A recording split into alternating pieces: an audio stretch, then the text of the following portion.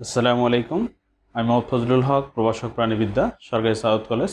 প্রিয় শিক্ষার্থীরা, আজকে তোমাদের সামনে হাজির হয়েছি আমাদের জাতীয় বিশ্ববিদ্যালয়ের প্রাণীবিদ্যা বিভাগের অনার্স প্রথম বর্ষ এবং ডিগ্রি তৃতীয় বর্ষ এবং আমাদের নন মেজর 1 পড়তে হয় প্রাণীবিজ্ঞানের। সেখানে আমাদের যে ব্যবহারিক ক্লাস, সেখানে একটি ব্যবহারিক ক্লাস হচ্ছে আমাদের যে চিংড়ির স্ট্যাটোসিস্টের অস্থায়ী মাউন্টিং, অর্থাৎ স্ট্যাটোসিস্টে বের করে তারপর সেটাকে আমাদের স্লাইডে দিয়ে অস্থায়ী মাউন্টিং তৈরি করতে হয়।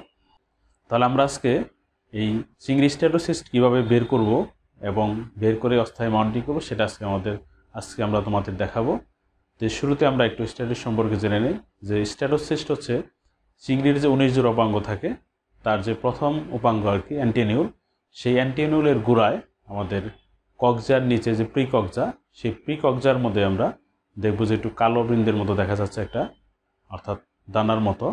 এবং এটা আমরা জানি যে ভারসাম্য অঙ্গ হিসেবে কাজ করে এই চিংড়ি স্ট্যাটোসিস্ট, সেটা আমরা আজকে বের করব। তার আগে আমরা একটু বলি, আমাদের যেহেতু এই চ্যানেলটি আমরা নতুনভাবে শুরু করেছি, তাই তোমরা এই চ্যানেলটি অবশ্যই সাবস্ক্রাইব করে আমাদের এই চ্যানেলের সাথে থাকার জন্য আহ্বান জানাচ্ছি। ধন্যবাদ সবাইকে। তাহলে শুরু করি আজকে আমাদের পরীক্ষণটি। প্রিয় শিক্ষার্থীরা, আমাদের শুরু করি তাহলে আজকে আমাদের যে চিংড়ির অস্থায়ী মাউন্টিং অর্থাৎ স্ট্যাটোসিস্ট পর্যবেক্ষণ।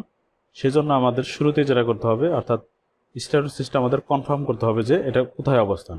আমরা আগেই বলেছি যে আমাদের স্ট্যাটোসিস্টের অবস্থানটা হচ্ছে আমাদের যে অ্যান্টিনিউল, অর্থাৎ যে রোস্টামের পাশেই যে আমাদের এটা, এই অ্যান্টিনিউলের একদম গোড়ায়, অর্থাৎ কক্সার নিচে যে আমাদের প্রিকক্সা, সেটা হচ্ছে আমাদের স্ট্যাটোসিস্ট বিদ্যমান থাকে। তাহলে আমাদের শিক্ষার্থীরা আমরা একটু খেয়াল করে দেখি যে আমাদের এই যে কালো যে বিন্দুটা দেখা যাচ্ছে এখানে, অর্থাৎ আমাদের পুঞ্জাক্ষী বা চোখের নিচে এই যে কালো যে বিন্দুটা, এটা হচ্ছে আমাদের স্ট্যাটোসিস্ট। তাহলে আমরা শুরুতেই যেটা করব, আমাদের এই অ্যান্টিনিউলটাকে গোড়া সহ তুলে ফেলি। তারপর হচ্ছে আমাদের এই নিচের দিকে স্কালপেল অথবা কাঁচি দিয়ে কাটার পর আমরা ভিতরে দেখতে পাবো হচ্ছে আমাদের ছোটো অর্থাৎ পাথর দানার মতো একটা স্ট্যাটোসিস্ট। তাহলে আমরা এটা আজকে বের করি, আমরা একটা স্লাইডে পর্যবেক্ষণ করে তার অবস্থায় মাউন্টিং তৈরি করব। শিক্ষার্থীরা, আমরা আমাদের অ্যান্টিনিউলটা একদম গোড়া থেকে কেটে নিয়ে আসলাম।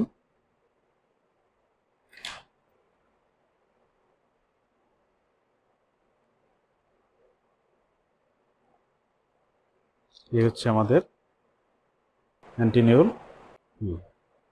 এই তো প্রিয় শিক্ষার্থীরা, আমাদের যে কালো যেটা দেখতে পাচ্ছি এটা আমরা এখন এইটা আমরা হচ্ছে এখান থেকে কেটে বের করব।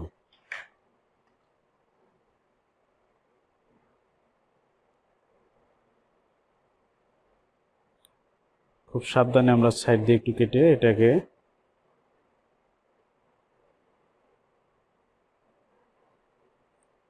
আলাদা করে তার ভিতর থেকে এটা বের করতে হবে। এই তো আমাদের শক্ত যে আমরা দেখতে পাচ্ছি, এই যে এটি হচ্ছে আমাদের স্ট্যাটোসিস্ট, যেটা আমরা বের করে এখন প্রদর্শন করব। এই তো আমাদের স্ট্যাটোসিস্ট, সেটা আমরা নিয়ে একটা স্লাইডে রাখবো। প্রিয় শিক্ষার্থীরা, আমরা আমাদের যে চিংড়ি স্ট্যাটোসিস্ট সেটা আমরা পেয়ে গেছি। অর্থাৎ এখানে আমরা যে কালো বনের যেমন দেখতে পাচ্ছি, এটা হচ্ছে আমাদের বাল্যকণার মতো, অর্থাৎ এটা বলে স্ট্যাটোলিথ।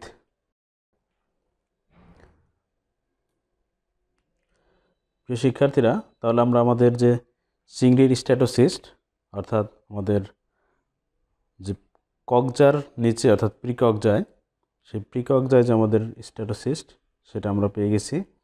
আমরা একটু দেখি যে আমাদের এই যে কালো বর্ণের যেটা দেখা যাচ্ছে, এটা হচ্ছে আমাদের, এটা একটু পরিষ্কার করলেই হবে।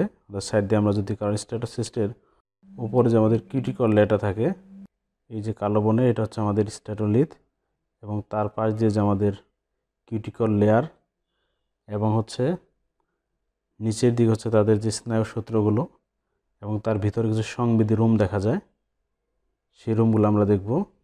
প্রিয় শিক্ষার্থীরা, এবার আমরা ক্লিয়ারলি দেখতে পাচ্ছি একদম পরিষ্কারকৃত একটি স্ট্যাটোসিস্ট, যার মাঝ বরাবর, অর্থাৎ আমরা যদি এখানে দেখি যে কালো বর্ণের যেটা দেখা যাচ্ছে, এটা হচ্ছে আমাদের স্ট্যাটোলিথ, এবং তার ভিতরে হচ্ছে আমাদের যে গহ্বরটা, এটা হচ্ছে একদম ফাঁকা জায়গা এবং চারপাশে তার সিটা বিদ্যমান, এবং একটা কিউটিকল নামক একটা আবরণ দ্বারা আমাদের এই স্ট্যাটোসিস্টটি আবৃত থাকে।